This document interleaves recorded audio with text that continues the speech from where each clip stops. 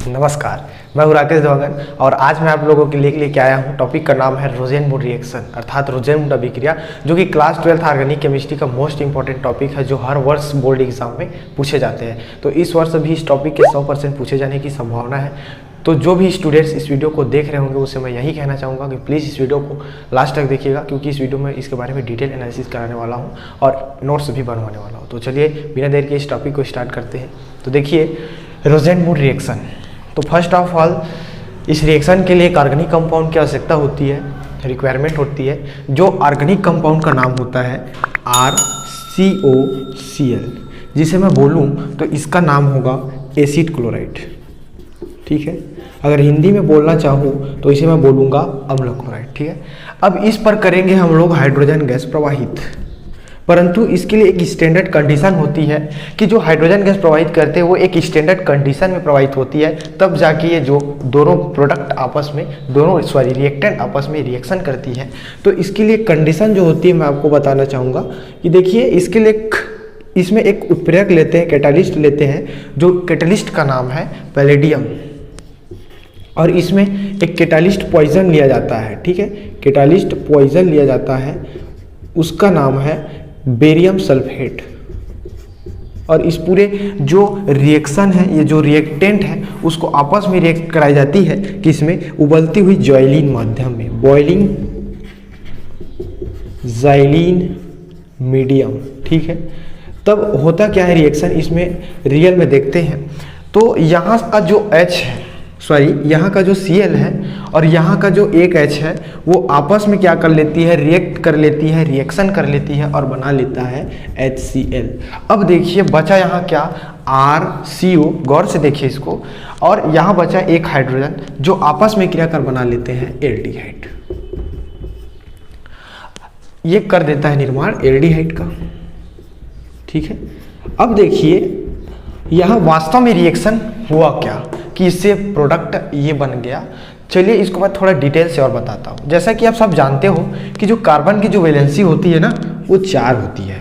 देखिए 1 2 3 4, और यहाँ मैं पूछूं ऑक्सीजन की तो ऑक्सीजन की वैलेंसी 2, क्लोरीन की 1 और एल्किल ग्रुप की 1 होती है। अब देखिए कार्बन में यहाँ लिखा, अब इसके स्ट्रक्चर के फॉर्म में लिखूंगा तो मैं इसको क्या लिख सकता हूँ, देखिए 1 R हो गया, क्लोरीन का वैलेंसी 1 होता है। अब देखिए कार्बन की जो वैलेंसी होती है 2 कंप्लीट हो गई है और 2 वैलेंसी बची है।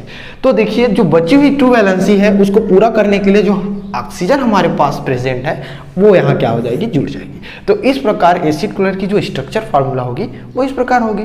अब देखिए जो यहाँ क्या है, H2 किस फॉर्म में है, मॉलिक्यूल के फॉर्म में है, अणु के फॉर्म में है।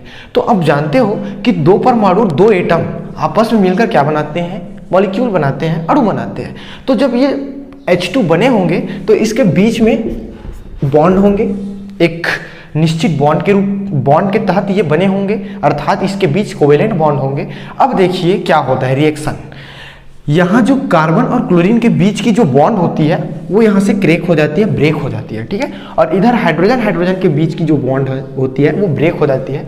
और आप सब जानते हो कि जो प्लस होता है वो माइनस को क्या करती है, आकर्षित करती है, और माइनस होती है जो प्लस को आकर्षित करता है। तो देखिए क्लोरीन जो होती है वो क्या होती है, निगेटिव होती है, तो वो क्या करेगा, पॉजिटिव पार्ट को रिएक्ट करेगी, आकर्षित करेगी। तो क्या हो जाएगी, ये क्लोरीन जो है हाइड्रोजन से रिएक्शन कर जाएगी और यहाँ बना लिया HCl। ठीक है, अब देखिए यहाँ गड़बड़ हो रही है, किसमें गड़बड़ हो रही है, कार्बन की वैलेंसी में। चूंकि यहाँ क्लोरीन तो चला गया, अब देखिए कार्बन की जो वैलेंसी है वो यहाँ कितनी है, 3 है।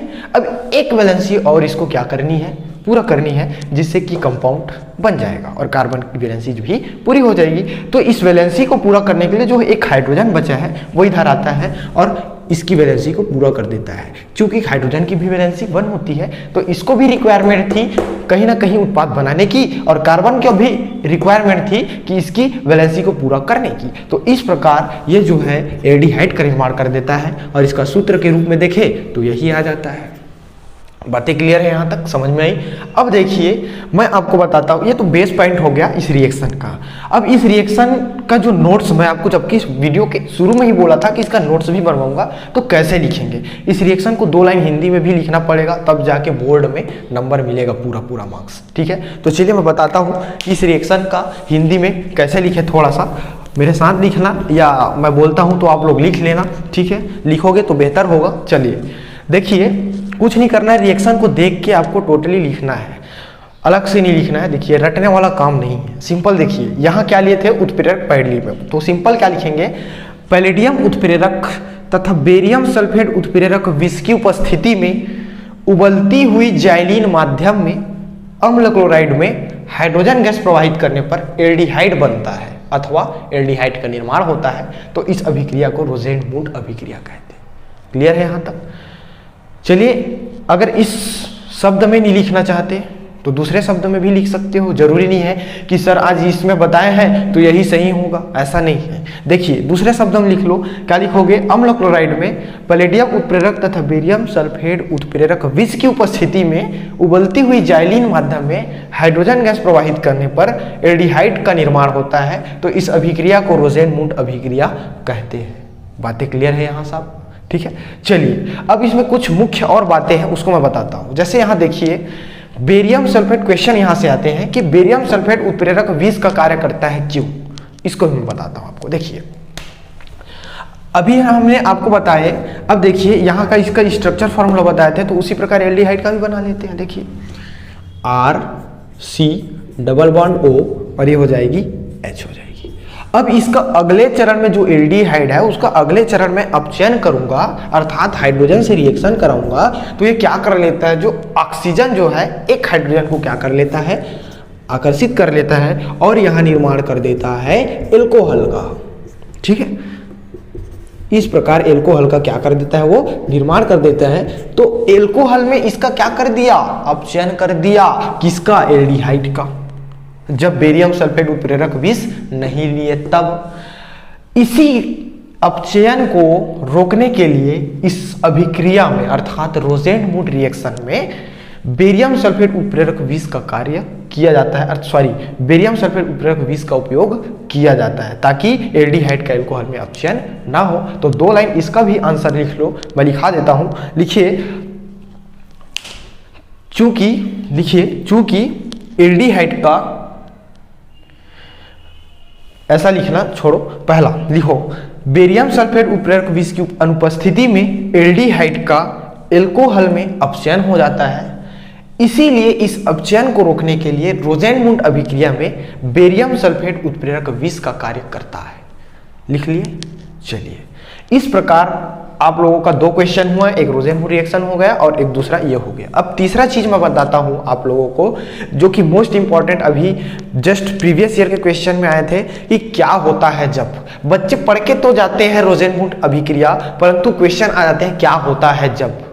ठीक है, अगर यही कहीं पूछ दे क्या होता है जब, अब देखिए बताते हैं आपको। देखिए क्या होता है जब, क्वेश्चन कैसे आएगा, क्या होता है जब। देखिए क्वेश्चन पूछ देंगे कि क्या होता है जब एसिड क्लोराइड को पैलेडियम उत्प्रेरक तथा बेरियम सल्फेट उत्प्रेरक विष की उपस्थिति में उबलती हुई जाइलिन माध्यम में हाइड्रोजन गैस प्रवाहित किया जाता है। मतलब एसिड क्लोराइड में, ठीक है, एसिड क्लोराइड में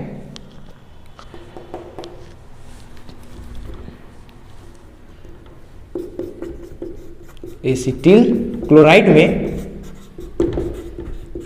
ऐसा आ जाएगा क्वेश्चन, क्या होता है जब एसिटिल क्लोराइड में पैलेडियम उत्प्रेरक तथा बेरियम सल्फेट उत्प्रेरक विष की उपस्थिति में उबलती हुई जाइलिन माध्यम में हाइड्रोजन गैस प्रवाहित किया जाता है। तो सिंपल क्या लिखना, इसमें वही रिएक्शन करना, हाइड्रोजन गैस इसमें भी प्रवाहित करना, उसके बाद ये रिएक्शन को बता देना, ऐसा। अब देखिए जहां R था वहां CH3 लिखना है, सिंपल। तो H3 और CH3 CHO, और ये क्या हो जाएगा, एसिटाल्डिहाइड। इस प्रकार वहां आपको इस रिएक्शन को लिख के बस के आना पड़ता है। जो कि बच्चे इसी को नहीं करते।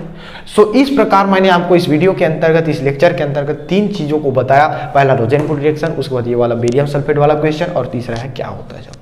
अब आप लोगों को कोई नहीं हो सकता बोर्ड एग्जाम में फुल मार्क्स पाने के लिए इस टॉपिक से अगर क्वेश्चन आए तो, और 100% है गाइस इस टॉपिक से क्वेश्चन आते हैं, हर वर्ष पूछे जाते हैं। तो कैसा लगा वीडियो जरूर कमेंट करके बताइए, छोटा सा वीडियो। तो चलिए मिलते हैं अगले वीडियो में, तब तक के लिए जय हिंद।